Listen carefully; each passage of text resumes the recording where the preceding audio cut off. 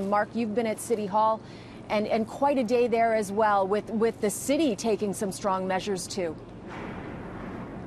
Indeed, yes. Outside of Mayor John Tory's office, obviously he's not here, continues to be in self-isolation at this point, but declaring a state of emergency for the city is in fact a major move on the advice of the medical officer of health and the emergency management office as well, working with the province and the federal government.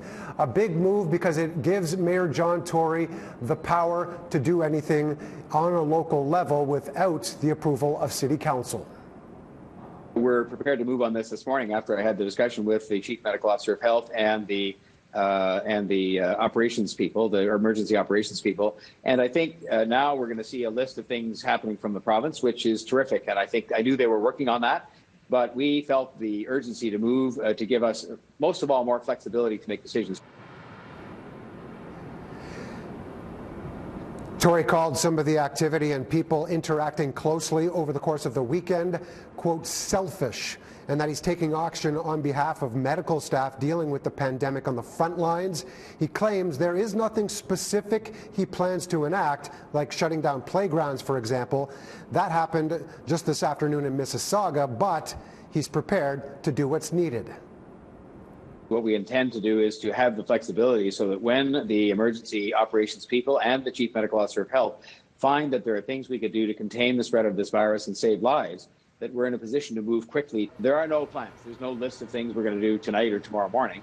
But the idea here on the professional advice, and let's be very clear on that, I got the professional advice that they called me.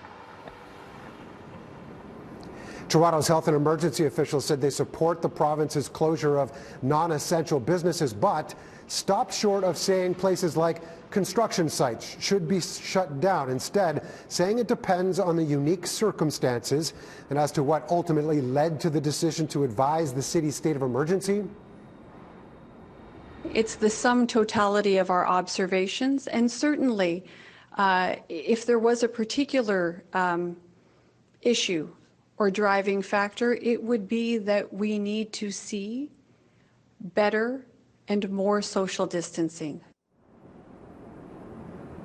Mayor Tory also getting a little bit emotional this afternoon as well, talking about his daughter, who happens to be a doctor as well, saying that he wants to do this as well for the emergency health officials on the front line, those that are in the hospitals and helping to deal with this for the most part, calling them heroes. Among other things, this is something that he wants done for them.